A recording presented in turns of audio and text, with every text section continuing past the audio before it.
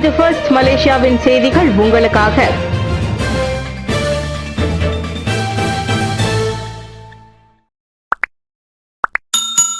Covid தொற்றால் 2341 பேர் பாதிப்பு. சரவாக்கில் 600 பேருக்கு தொற்று. நாட்டில் கடந்த 24 மணி நேரத்தில் புதிதாக 2341 கோவிட்-19 தொற்று சம்பவங்கள் பதிவாகின. அதையடுத்து கடந்த 6 தினங்களாக நாட்டில் பதிவாகியிருக்கும் தினசரி கோவிட் தொற்று எண்ணிக்கை 2000-ஐ தாண்டி இருக்கின்றது. புதிதாக பதிவான தொற்று எண்ணிக்கையில் சரவாவில் அதிகமாக 600 தொற்று சம்பவங்கள் பதிவாகியதாக சுகாதார தலைமை இயக்குநர் Tan Sri doctor Noor Hisham Abdullah தெரிவித்தார். சரவாக்கை தொடர்ந்து சிலாங்கூரில் 539 பேருக்கும், கிளந்தானில் 429 பேருக்கும், கோலாலம்பூரில் 344 பேருக்கும், ஜொகூரில் 102 பேருக்கும் கோவிட் தொற்று உறுதிப்படுத்தப்பட்டது. தடுப்பு மருந்தின் கையிருப்பு கிடைக்கவில்லை. சிபுவில் தடுப்பூசி போடும் நடவடிக்கை ஒத்திவைப்பு.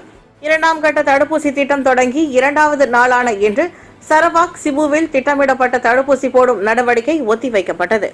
தடுப்பு மருந்தின் கையிருப்பை பெறாததால் இன்றைய தடுப்பூசி போடும் நடவடிக்கை ஒத்திவைக்கப்படுவதாக சிபு மாவட்ட சுகாதார அதிகாரி டாக்டர் தேஜோ ஹூன் தெரிவித்தார்.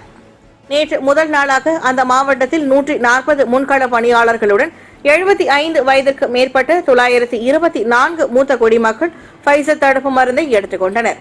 இந்நிலையில் புதிதாக கோவிட் தடுப்பு மருந்தின் கையிருப்பை பெறாத நிலையில் புதிய தேதி ஒன்று அறிவிக்கப்படும் வரை இன்றைய தடுப்பூசி போடும் நடவடிக்கை ஒத்திவைக்கப்படுவதாக அறிவிக்கப்பட்டது.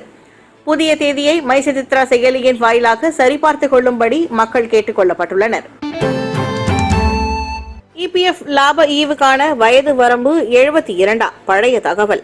இபிஎஃப் ஊழியர் சேமநிதி கணக்கில் எஞ்சியிருக்கும் தொகைக்கு சந்தாதாரர்கள் 100 வயது வரை லாப ஈவை பெறுவார்கள் என அந்த வாரியம் மறு உறுதிப்படுத்தியுள்ளது.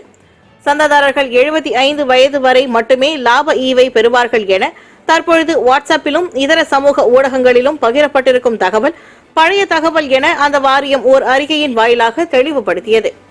2017ஆம் ஆண்டு ஜனவரி 1ஆம் தேதி முதல் 100 வயது வரையில் இபிஎஃப் சந்தாதாரர்கள் லாப ஈவை பெறுவார்கள் என அறிவிப்பு வெளியிடப்பட்டது.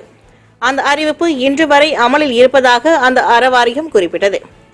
பணி ஓய்வு பெற்ற பின்னர் தொகையை முழுமையாக மீட்காமல் குறிப்பிட்ட தொகையை சேமிப்பில் வைத்திருப்பவர்களுக்கு தொடர்ந்து லாப ஈவை வழங்கும் வகையில் 1991ஆம் ஆண்டு இபிஎஃப் சட்டத்தில் திருத்தம் செய்யப்பட்டது. 100 வயதை எட்டிய சந்தாதாரர்களிடம் கணக்கில் இன்னும் எஞ்சியிருக்கும் தொகை குறித்து நினைவூட்டப்படும் எனவும் இபிஎஃப் வாரியம் குறிப்பிட்டது.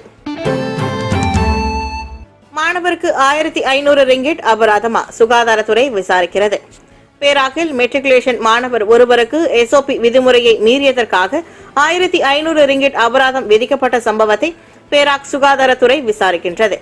ஒரு மாணவராக தமக்கு விதிக்கப்பட்டிருக்கும் அதிகமான அபராத தொகை குறித்து பாதிக்கப்பட்ட மாணவர் நபில் அமிருல் 4 எனும் தனது ட்விட்டர் கணக்கில் பதிவிட்டுள்ளார். பேராக் மெட்ரிகுலேஷன் மாணவர்கள் வெளியில் எங்கும் செல்லாமல் இந்த ஒரு தவணை முழுவதும் கல்வி வளாகத்துக்குள்ளேயே உள்ளனர்.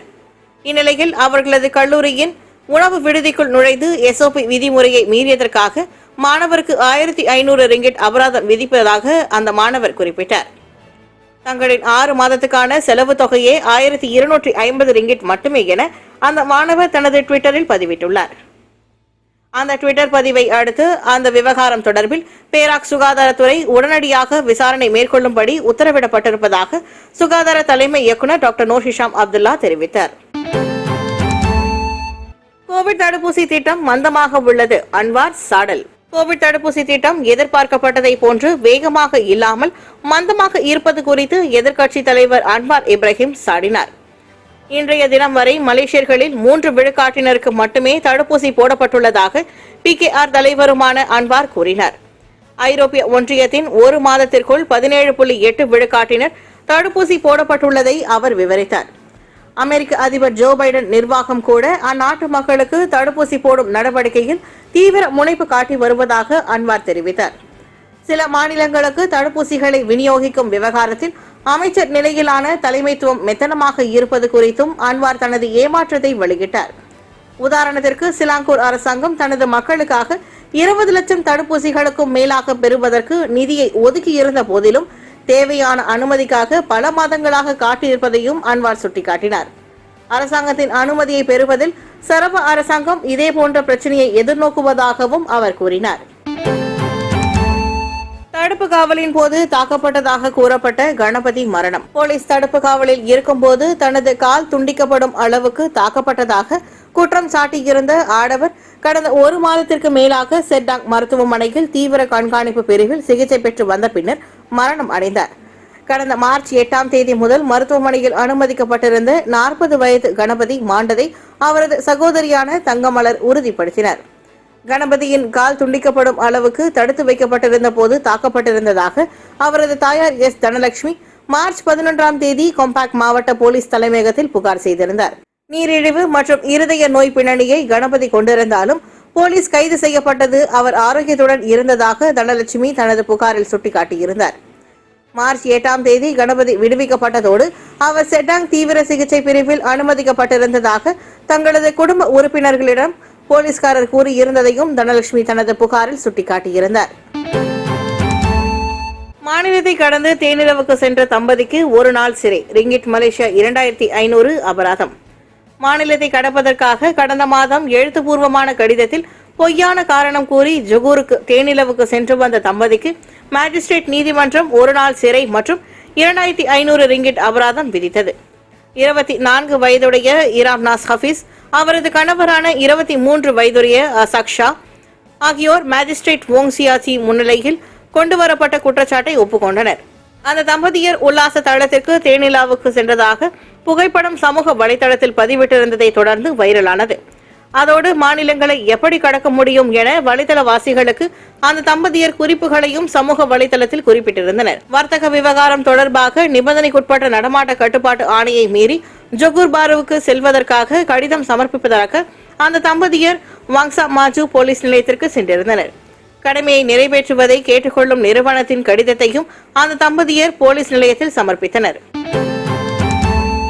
மாநிலங்களை கடக்கும் அனுமதிக்கப்பட்ட பயணங்களுக்கு திங்கள் முதல் வியாழன் வரை மேற்கொள்ள முடியும். மாநிலங்களை கடந்து செல்வதற்கான அனுமதிக்கப்பட்ட பயணங்களை திங்கள் முதல் வியாழக்கிழமை வரை மட்டுமே மேற்கொள்ள முடியும் என அரசு மலேசிய போலீஸ் படை உறுதிப்படுத்தியுள்ளது. நாட்டில் கோவிட்-19 தொற்று பரவல் அதிகரித்துள்ளதால் மாநிலங்களை கடப்பதற்கான கட்டுப்பாடுகளை மேலும் கடுமையாக்கும் நடவடிக்கைகள் எடுக்கப்பட்டுள்ளதாக போலீஸ் படையின் துணைத் தலைவர் டத்தோஸ்ரீ அக்ரில் சனி அப்துல் சனி தெரிவித்தார். வேலை, நெருங்கிய குடும்ப உறுப்பினர்கள் தொடர்பான இறுதி சடங்கில் பங்கேற்பது, மருத்துவ காரணங்கள், கணவன் அல்லது மனைவியர் தொலைதூரத்தில் வேலை செய்வது போன்ற விவகாரங்களுக்கு மட்டுமே மாநிலங்களை கடப்பதற்கு அனுமதிக்கப்படுவதாக அவர் சுட்டிக்காட்டினார்.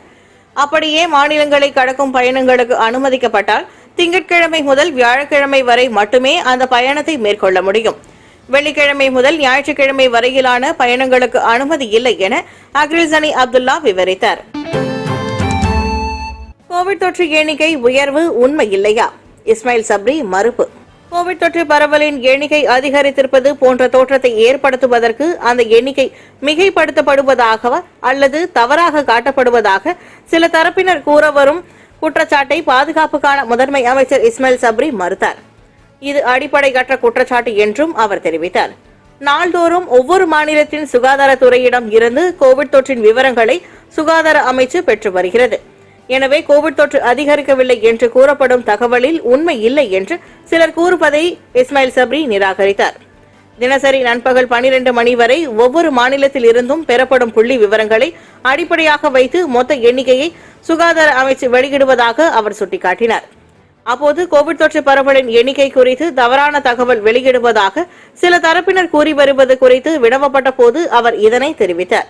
மருத்துவமனைகளில் கோவிட் நோயாளிகள் பயன்படுத்தி வரும் படுக்கைகளின் எண்ணிக்கை, தீவிர சிகிச்சை பிரிவில் அனுமதிக்கப்பட்டுள்ள நோயாளிகள் ஆகியவற்றின் தகவல்கள் அடிப்படையாக அதற்கு பார்க்கும் பொழுது அப்போது கோவிட் தொற்று அதிகரித்துள்ளது என்பது உண்மையாகும். மலேசியாவில் மட்டுமின்றி ஐரோப்பா உட்பட உலகம் முழுவதிலும் கோவிட் தொற்று எண்ணிக்கை அதிகரித்து வருவதாக இஸ்மாயில் சப்ரி தெரிவித்தார். பேரரசியாரின் இன்ஸ்டாகிராம் கணக்கு மூடப்பட்டதா? வைரலாகி இருக்கும் ஆஷ் டெங்கிகே. பேரரசியின் துங்க ரசாலி அமீனா மைமுனா இஸ்கந்தாரியா தனது இன்ஸ்டாகிராம் கணக்கை மூடிய முடிவை அடுத்து சமூக வலைதள பயனர்கள் அதிர்ச்சியை வெளிப்படுத்தியுள்ளனர். ட்விட்டரில் ஆஷ் டெங்கிகே என குறியீட்டுடன் பயனர்கள் பேரரசியாரின் அந்த முடிவு தொடர்பில் தங்களது கருத்துக்களை பகிர்ந்து கொண்டுள்ளனர்.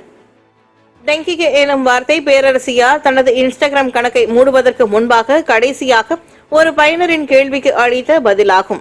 ஏ டங்கான் எனும் இன்ஸ்டாகிராம் கணக்கில் பேரரசியாரின் சமையல் குறிப்புகள் பகிரப்பட்டு வந்தன. அவ்வகையில் நேற்று அந்த கணக்கில் அரண்மனையின் சமையல் அறையில் இருந்து நோன்பு கஞ்சியை சமைப்பது தொடர்பான பதிவு இடம்பெற்றிருந்தது.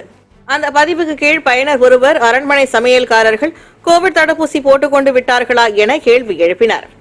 அதற்கு பேரரசியார் டெங்கிகே என பதிலளித்திருந்தார் என கூறப்பட்டுள்ளது. அந்த பதிலை பின்னர் ஹேஷ்டாக் குறியீட்டுடன் இணைத்து ட்விட்டரில் பயனர்கள் பல்வேறு கருத்துக்களை பகிர்ந்து வருகின்றனர். சிலாங்கூரில் 19 பள்ளிகள் மூடப்பட்டன. கல்வி மையங்கள் சம்பந்தப்பட்ட புதிய தொற்றுகள் கண்டறியப்பட்டதை தொடர்ந்து சிலாங்கூரில் பெட்டலிங் மாவட்டத்தில் 19 பள்ளிகள் மூடப்பட்டன. தூய்மைப்படுத்தும் பணிகளை மேற்கொள்வதற்கும் மற்றும் கோவிட் தொற்றுக்குள்ளானவர்களுடன் நெருங்கிய தொடர்பில் சம்பந்தப்பட்ட மாணவர்களை பரிசோதிப்பதற்கும் இன்று முதல் அடுத்த அறிவிப்பு வரும் வரை அந்த பள்ளிகள் மூடப்படுவதாக பெட்டலிங் மாவட்ட சுகாதார அலுவலகத்தின் அதிகாரி தெரிவித்தார். பள்ளிகள் திறக்கப்படுவதற்கு 2 நாட்களுக்கு முன் அது குறித்து தெரிவிக்கப்படும். பெட்டலிங் பெர்தானா மற்றும் பெட்டலிங் உத்தாமா மாவட்ட கல்வி அலுவலகங்கள் மற்றும் பாதிக்கப்பட்ட பள்ளிகளின் தலைமை ஆசிரியர்களுக்கு இது குறித்த கடிதங்கள் அனுப்பப்பட்டுள்ளன. நாடு முழுமையிலும் தொடர்ந்து 5வது நாளாக 2000க்கும் மேற்பட்டோர் கோவிட் தொற்றுக்கு உள்ளானதாக சுகாதார அமைச்சு நேற்று அறிவித்தது. பொது மன்னிப்பின் கீழ் 72,000க்கும் மேற்பட்ட குடியேறிகள் தங்களது நாடுகளுக்கு செல்கின்றனர்.